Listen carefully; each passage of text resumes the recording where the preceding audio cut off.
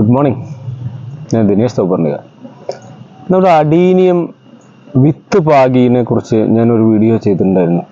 അപ്പോൾ ആളുകൾക്ക് വീണ്ടും വന്നൊരു സംശയം, ഗ്രോ ബാഗിലോ അല്ലെങ്കിൽ പോട്രയിലോ അല്ലെങ്കിൽ ചട്ടിയിലോ വെറുതെ പാകി മുളപ്പിച്ച് പറിച്ചു വെച്ചാൽ പോരെയാണ്. നമ്മൾ ഈ പറിച്ചു വെക്കുമ്പോൾ ഉണ്ടാവുന്ന ഒരു പ്രശ്നം എന്താ പറയുക, അഡീനിയത്തിൻ്റെ പറ്റുവേരുകൾ വളരെ സോഫ്റ്റാണ്. നിങ്ങൾ 2 മാസം കഴിഞ്ഞ് പറിച്ചു വെക്കുമ്പോൾ അത് വലിച്ചെടുക്കുമ്പോൾ പൊട്ടിപ്പോവാൻ സാധ്യതയുണ്ട്, അല്ലെങ്കിൽ വെള്ളത്തിൽ കുതിർത്ത് നന്നായി എടുക്കണം. ഞാൻ ചെയ്യുന്ന ഒരു പരിപാടി എന്താ പറയുക, ഒരു 4-5 മാസമെങ്കിലും ചട്ടിയിൽ തന്നെ നിർത്താനുള്ള ഒരു പരിപാടി. അപ്പോൾ നമ്മൾ ഇപ്പോൾ ഇതിൽ എല്ലാ വിത്തും കഴിഞ്ഞ ആഴ്ച ഇട്ട വിത്തൊക്കെ ഇതിൽ മുളച്ചിട്ടുണ്ട്. ചിലപ്പോൾ വീഡിയോയിൽ കാണുന്നുണ്ടോയെന്ന് അറിയില്ല. എല്ലാ വിത്തും മുളച്ചു തുടങ്ങിയിട്ടുണ്ട്. ഇതിപ്പോൾ 2 ദിവസം കൊണ്ട് അതിൻ്റെ തല പൊന്തി വരും. ഇനി ഇത് നട്ടത് ഞാൻ പറയാം. അതിന് മുന്നേ ഉണ്ടായിരുന്ന ഒരു ചെടിയാണ് കാണിക്കുന്നത് കേട്ടോ. അതിൻ്റെ കടഭാഗം ഇങ്ങനെ ബൾജായിട്ടുണ്ട്.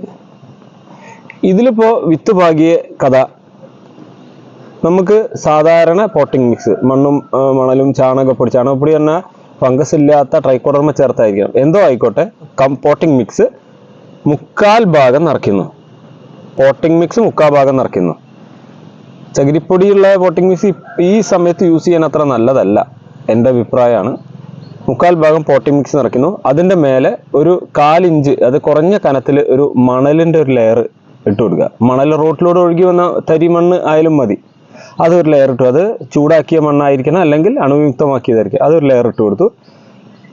ഒരു 1/4 ഇഞ്ച്, ഒരു ചെറിയൊരു വിരലിൻ്റെ ഒരു തുമ്പ് കനത്തിലേക്ക് മണലിട്ട് കൊടുത്തു. അതിൻ്റെ മേലെ നമ്മൾ വിത്ത് പാകി, അതിൻ്റെ മേലെ ഒരു ലെയർ കൂടി മണലിട്ട് കൊടുത്തു. അങ്ങനെ ഇട്ട് കൊടുത്തിട്ടാണ് ഞാൻ ഇവിടെ മുളപ്പിക്കുന്നത്. അപ്പോൾ മഴ പെയ്യുമ്പോൾ ആ മണൽ വല്ലാതെ നീങ്ങില്ല, മണലായതുകൊണ്ട് നീങ്ങിപ്പോവില്ല, മണ്ണാണെങ്കിൽ നീങ്ങിപ്പോവും.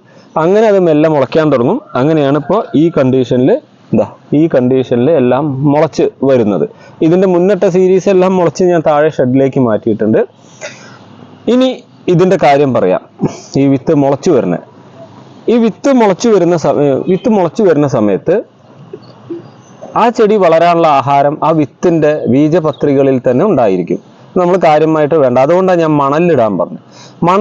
മണലിൽ വേര് ജസ്റ്റ് പിടിക്കുന്നു.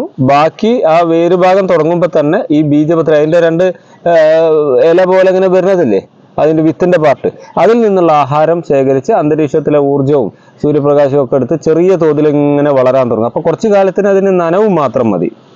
അതുകൊണ്ട് മഴ സമയത്ത് നിന്നാലും പെട്ടെന്നൊന്നും കേടുവരില്ല കേട്ടോ. തയ്യായി പറിച്ചു വെച്ച തയ്യല്ല, ഇതിൽ നിന്ന് മുളച്ച് ഇങ്ങനെ നിൽക്കും. ഇത് കഴിഞ്ഞിട്ട് ഈ ചെടിയുടെ വേര് കുറച്ചും കൂടി താഴേക്ക് നീങ്ങാൻ തുടങ്ങുമ്പോൾ നമ്മളെ മണൽ കഴിഞ്ഞിട്ടുള്ള സ്ഥലത്തേക്ക് എത്തും. അതായത് ഒരു 1/4 ഇഞ്ച് 1/2 ഇഞ്ച് കനത്തിൽ മണലിട്ട് കൊടുത്തിട്ട് അതിൻ്റെ മേലെയുള്ള വിത്തിട്ട് ചെടി വളർന്നതിന് ശേഷം വിത്ത് ആ 1/2 ഇഞ്ചിലുള്ള അല്ലെങ്കിൽ 1/4 ഇഞ്ച് മണലും കഴിഞ്ഞിട്ട് താഴേക്ക് ഇറങ്ങുമ്പോഴാണ് നമ്മുടെ പോട്ടിംഗ് മിക്സിലെ വളക്കൂട്ട് അവിടെ പെടുന്നത്. ആ വളക്കൂട്ടിൽ നിങ്ങൾ മണ്ണിര കമ്പോസ്റ്റ് നല്ലോണം കൊടുക്കാം.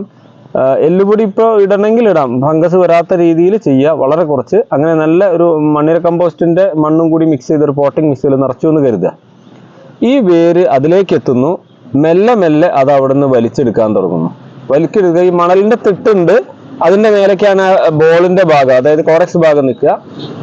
അത് കഴിഞ്ഞിട്ട് അത് താഴേക്ക് വേരിറങ്ങുന്നു. അത് ഇതിലുള്ള ഇത്രയും 3/4 ചട്ടി ഉള്ള പോട്ടിംഗ് മിക്സിലെ എല്ലാ ഭാഗത്തു നിന്നും അത് വലിച്ചെടുക്കുന്നു. അതിൻ്റെ ഊർജ്ജമായ പോട്ടിംഗ് മിക്സിലെ എനർജി അല്ലെങ്കിൽ നമ്മളുടെ വളത്തെ വലിച്ചെടുക്കുന്നു. അങ്ങനെ ചെടി ഇങ്ങനെ മെല്ലെ വലുതാവുകയാണ്. അങ്ങനെ ഒരു 4 മാസം വരെ അതിൽ നിർത്തിക്കഴിഞ്ഞാൽ നിങ്ങൾക്ക് നല്ല ബോൾ ഷേപ്പിൽ ഉള്ള കോഡക്സോട് കൂടിയ ചെറിയ അഡീനിയം കിട്ടും. അത് തന്നെ കാണാൻ നല്ല ഭംഗിയാണ്. ഇപ്പോൾ ഇത് നോക്കാം, ഈ ചെടി നോക്കാം. ഈ ചെടിയിലെ ബോള് ഞാൻ പ്രത്യേകമായിട്ട് കാണിച്ചു തരാം. എല്ലാം നല്ല ബോളായിട്ടുണ്ട് കേട്ടോ. നോക്കുന്നത് ഈ ബോള് ഈ അഡീനിയത്തിൻ്റെ വിത്തിട്ട് മുളപ്പിച്ച് ഈ രീതിയിൽ ബോളായിട്ട് വന്നു. അതായത് മണ്ണിൻ്റെ ഉയരത്തിലേക്ക് ആ ബോള് വരികയാണ്. ആ മണ്ണിൻ്റെ ഉയരത്തിലേക്ക് ബോള് വരാനുള്ള കാരണം, നമ്മൾ ആ മണലിട്ട് കൊടുത്തിട്ട് ആ മണലിൻ്റെ മേലെ വിത്തിട്ട് അതിൻ്റെ മേലെ വീണ്ടും മണലിട്ടു. ഈ വിത്ത് മുളച്ചു വരുന്ന സമയത്ത് അതിൻ്റെ പൊന്തുന്ന ഭാഗം മണലിൻ്റെ മേലേക്കും റൂട്ടിൻ്റെ ഭാഗം മണലിൻ്റെ താഴേക്കും വരും. അപ്പോൾ ആഹാരം നന്നായി വലിച്ചു കഴിഞ്ഞാൽ കോഡക്സ് ഭാഗം ഏകദേശം മുകളിലാണ് നിൽക്കുന്നത്, നല്ല ബോളായിട്ട് വരും. പിന്നെ ഞാൻ മാറ്റി കുഴിച്ചിടുമ്പോൾ മാത്രമാണ് ഈ കോഡക്സ് ഭാഗം കുറച്ച് താത്തി കുഴിച്ചിടുന്നത്.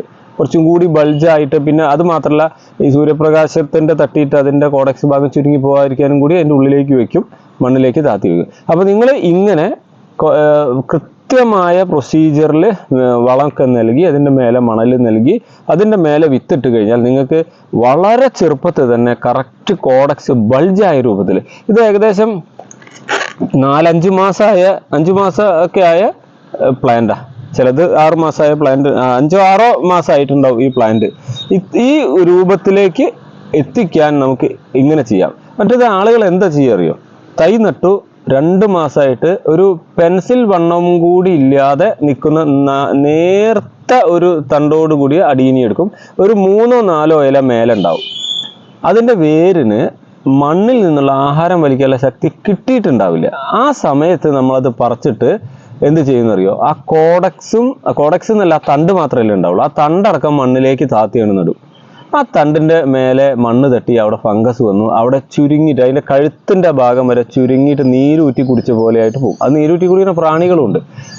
ഇത് ആ പ്രശ്നം വരുന്നില്ല, കാരണം ഇത് ഓപ്പൺ ആയിട്ട് ആ തണ്ടിൻ്റെ വെള്ളത്തണ്ട് പോലുള്ള ആ ഭാഗം മുഴുവനും പുറത്തേക്ക് തള്ളി നിൽക്കുക, വേര് ഭാഗം മാത്രം ബലമായിട്ട് അടിയിൽ പിടിച്ചു നിൽക്കുന്നു. ഇങ്ങനെ നിങ്ങളൊന്ന് നട്ടു നോക്കുക, ഒന്ന് വിത്ത് പാകി മുളപ്പിച്ചു നോക്കുക. എന്തിനാ നിങ്ങളുടെ അഡീനിയം ഈ രീതിയിൽ നശിപ്പിക്കുന്നത്? അതായത് റീപോർട്ട് ചെയ്യരുത് തുടക്കത്തിൽ, ഇനി റീപോർട്ട് ചെയ്യാം, അതിൻ്റെ രീതിയിൽ ചെയ്യുക എന്ന് പറഞ്ഞാൽ ഈ ചെറിയ തൈയെടുത്ത് ഒരു ലെയർ അടിയിൽ വളം നിറയ്ക്കുക, അതിൻ്റെ മേലെ ഒരു ലെയർ മണൽ നിറയ്ക്കുക, അതിൻ്റെ മേലെ ഓരോ ചെടിയും വെറുതെ വെച്ചതിന് ശേഷം അതിൻ്റെ ചുറ്റുമായിട്ട് മണൽ കൊണ്ടൊരു ലെയർ ഉണ്ടാക്കി കൊടുക്കുക. വിട്ട് ചെടി വെച്ചിട്ട് മണൽ കൊണ്ടില്ല, വീഴാതിരിക്കാൻ വേണ്ടി മണൽ കൊണ്ട് മെല്ലെ ഈ മണ്ണ്, ഈ വേര് ആ മണലിൻ്റെ അടിയിലേക്ക് പിടിക്കുമ്പോൾ ഈ പിന്നെ വെള്ളം ഒഴിക്കുന്നതിനനുസരിച്ച് ഈ മേലത്തെ മണ്ണ് ഇങ്ങനെ നീങ്ങിപ്പോവും, മണൽ നീങ്ങിപ്പോവും. അപ്പോൾ ഇതിൻ്റെ ഈ തണ്ട് ഭാഗം കോഡക്സ് രൂപപ്പെട്ടിട്ടില്ല, ആ ഭാഗത്തേക്ക് അധികം മണ്ണ് നിൽക്കില്ല. വലുതായി കഴിഞ്ഞാൽ നിങ്ങൾക്ക് താത്തി വെക്കാം. അപ്പോൾ ഞാൻ പറയുന്നു, ഇങ്ങനത്തെ ചെടി ഇപ്പോൾ ഒരു 5 മാസം, ഏകദേശം 5-6 മാസം ആ പ്രായമുള്ള ചെടിയില്ലേ, ഇത് ഇനിയിപ്പോൾ നീണ്ടുപോകും ഇതിൻ്റെ പൂക്കാലം, കാരണം ഇനി മഴയും തണുപ്പുമാണുള്ളത്. എന്നാൽ ഇത് വേനലിലേക്കാണ് നമ്മൾ പാകി മുളപ്പിച്ചത് എങ്കിൽ 7 മാസം 8 മാസം ആകുമ്പോഴേക്കും ഈ ചെടി പൂവിടും. അത് പാലക്കാടൻ ചൂടുള്ള സ്ഥലത്തെ പ്രത്യേകത. ഇനി പൂവിടിപ്പിക്കാൻ നിങ്ങൾക്കും വേറെ ടെക്നിക്ക് ഉണ്ട് കേട്ടോ. ഈ 7 മാസം കഴിഞ്ഞ ചെടീനെ ഞാൻ എപ്പോഴും പറയുന്ന ഒരു കാര്യമാണ്, ഒരു LED ലൈറ്റ്, അല്ലെങ്കിൽ ഇൻകാൻഡസെന്റ് ലാമ്പ്, അല്ലെങ്കിൽ ഒരു LED ട്യൂബ് ലൈറ്റ് പകൽ സമയത്ത് ചെടിയുടെ അടുത്ത് വെച്ച് കൊടുത്താൽ മതി, ഓണാക്കിയിട്ട്. അപ്പോൾ ഇതിന് ആ വെളിച്ചം കൂടുതൽ കിട്ടും. ഇപ്പോഴത്തെ അവസ്ഥയിൽ വെളിച്ചം കുറവാണ്, വെളിച്ചം കൂടുതൽ കിട്ടും, വളരെ വേഗത്തിൽ പൂവിടും.